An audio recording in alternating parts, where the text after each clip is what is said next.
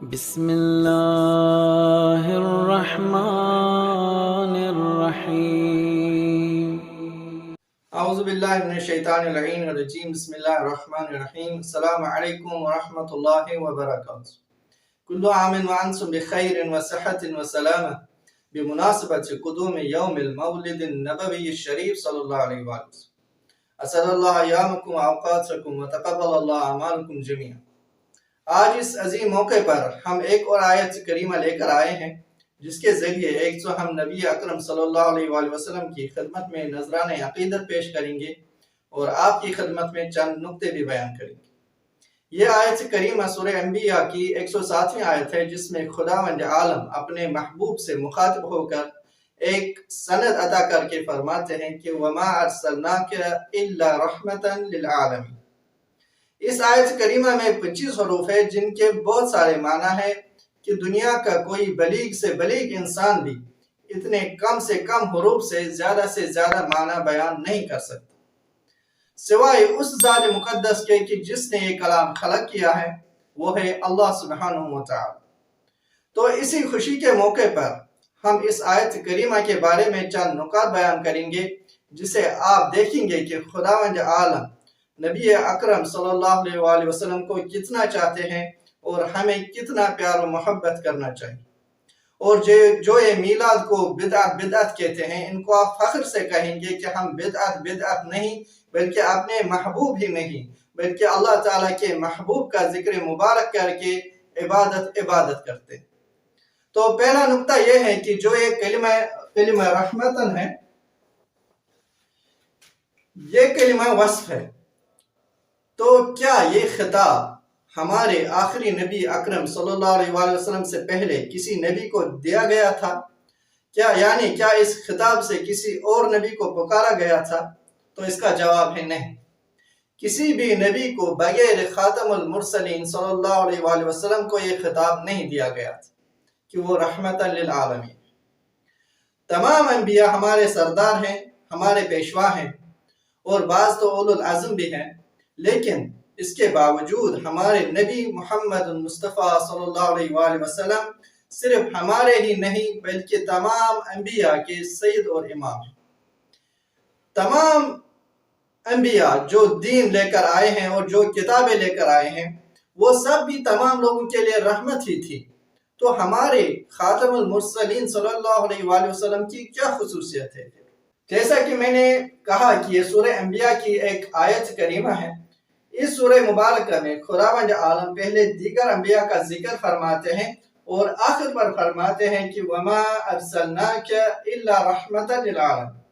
اس آیت کریمہ میں عام رحمت کی طرف اشارہ کیا گیا ہے، کیونکہ کلمہ رحمتن جو ہے کلمہ رحمتن نکرہ ہے، یعنی اس کی رحمت میں تمام شامل ہے، چاہے کافر ہو یا مشرک، ملحد ہو یا مومن، کیونکہ نبی اکرم صلی اللہ علیہ وآلہ وسلم اس عظیم دین کو لے کر آئے ہیں جو تمام انسانیت کے لیے نجات کا واحد ذریعہ۔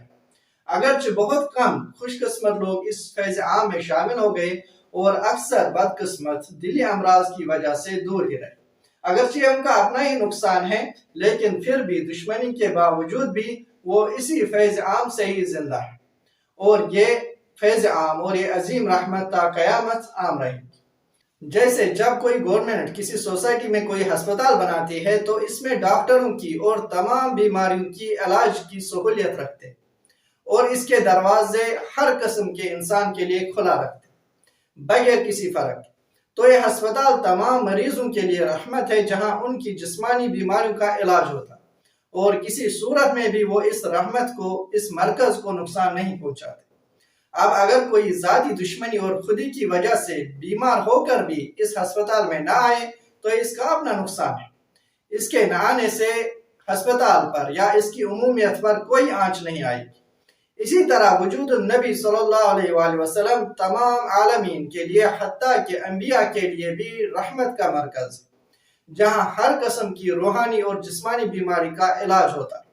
اور کلمہ عالمین جو ہے، اس کلمہ عالمین سے واضح ہوتا ہے کہ یہ رحمت عام ہے جس میں ہر انسان شامل ہے۔ اگر دقت سے دیکھا جائے تو یہ رحمت بالکل اسی ہسپتال کی طرح ہے جسے خداوند عالم نے بنایا۔ اور اسے تمام انسانیت کے لیے عام رکھا، اور جس میں سب سے بڑے اسپیشلسٹ ڈاکٹر جناب محمد المصطفیٰ صلی اللہ علیہ وآلہ وسلم کو اپوائنٹ کیا، اور ہر بیماری کی علاج کے لیے ایک نسخے کامل قرآن کریم بھی عطا کیا۔ لہٰذا اگر ہم حقیقتاً چاہتے ہیں کہ اپنی اندرونی اور بیرونی بیماریوں کا علاج کریں تو خداوند عالم کے اس سب سے بڑے ہسپتال کا دروازہ ہمیشہ اور ہر وقت کھلا۔ چونکہ میلاد النبی کا عظیم موقع ہے، جسے بدقسمتی سے ایسے مسلمان بھی بدعت کہتے ہیں جنہیں نبی اکرم صلی اللہ علیہ وآلہ وسلم پر درود پڑھنا بھی نہیں آتا۔ محمد صلی اللہ علیہ وسلم، محمد صلی اللہ علیہ وسلم، یہ رسول اللہ صلی اللہ علیہ وسلم کا طرز عمل، صلی اللہ علیہ وسلم کا طرز عمل، صلی اللہ علیہ وسلم کا طرز عمل۔ unakwenda kumalizia mke wa nne. Takbir! Allahu Akbar. سمجھتا ہے کہ نبی صلی اللہ علیہ وسلم صلی اللہ علیہ وسلم صلی اللہ علیہ وسلم پھر رسول اللہ صلی اللہ علیہ وسلم کے سامنے That is the answer. Do you all understand? Do you all understand? I assume you all understand. What? I don't understand from here. From where? From the beginning. What don't you understand here? What don't you understand here? This is x. X has cancelled x and x has cancelled x. 1x equals to 2x and 1 is equals to 2. So what don't you understand? I understand. Sit down. مجھے سمجھائیے گا comment میں کہ یہ کیا کہنا چاہتے ہیں۔ میں ان سے صرف ایک سوال کرنا چاہتا ہوں کہ جو بھی مسلمان میلاد النبی مناتے ہیں وہ اس موقع پر کیا کرتے ہیں؟ کیا وہ ناچ گانا لگاتے ہیں جسے آپ بدعت کہتے ہیں؟ کیا وہ دین سے خارج کوئی کام انجام دیتے ہیں جسے آپ بدعت کہتے ہیں؟ کیا وہ نبی اکرم صلی اللہ علیہ وآلہ وسلم کا ذکر مبارک نہیں کرتے؟ کیا وہ آپ صلی اللہ علیہ وآلہ وسلم کی نعتیں نہیں پڑھتے؟ کیا وہ تلاوت کلام اللہ نہیں کرتے؟ اور کیا کرتے ہیں جسے وہ آپ بدعت کہتے ہیں؟ کیا نبی اکرم صلی اللہ علیہ وآلہ وسلم نے کلی قاعدہ نہیں دیا تھا کہ کل شیء حلال حتی تعرف انہ حرام بعینہ، یعنی آپ پر ہر چیز حلال ہے یہاں تک کہ آپ کو اس کی حرمت کا پتہ نہ چلے؟ تو اگر نبی اکرم صلی اللہ علیہ وآلہ وسلم نے خود اپنا میلاد نہیں منایا یا صحابہ یا تابعین نے نہیں منایا تو انہوں نے منع بھی نہیں کیا۔ ہر وہ چیز، ہر وہ کام جس کا شریعت مقدس میں کوئی حکم نہ ہو، اگر اسے دین کو ضرر یا نقصان نہیں پہنچتا تو اسے کرنے میں کیا مشکل ہے؟ کیا صحابہ جمع ہو کر نبی اکرم صلی اللہ علیہ وسلم کا ذکر نہیں کرتے تھے؟ کیا تابعین نے کبھی کسی اجتماع میں ذکر نبی نہیں کیا؟ کیا وہ نبی اکرم صلی اللہ علیہ وسلم کی ذکر مبارک کو عبادت نہیں سمجھتے تھے؟ نبی اکرم صلی اللہ علیہ وسلم کی ذکر مبارک کا کوئی خاص موقع نہیں۔ اب جہاں آج کے دور میں teachers day, fathers day, mothers day, environmental day وغیرہ وغیرہ پتہ نہیں اور کیا کیا رکھا گیا ہے، وہاں اگر ایک دن یا 2 دن نبی اکرم صلی اللہ علیہ وآلہ وسلم کی ذکر مبارک کے لیے مقرر کیے جائے تو یہ کیسا بدعت ہے؟ اچھا، آج میلاد کے دن نہیں، کسی اور دن یہ اجتماعات کیے جائے جن میں ہمارے پیارے نبی صلی اللہ علیہ وآلہ وسلم کی ذکر کی جائے اور ان کے اسوہ حسنہ کو بیان کیا جائے تو یہ کیسا بدعت ہے؟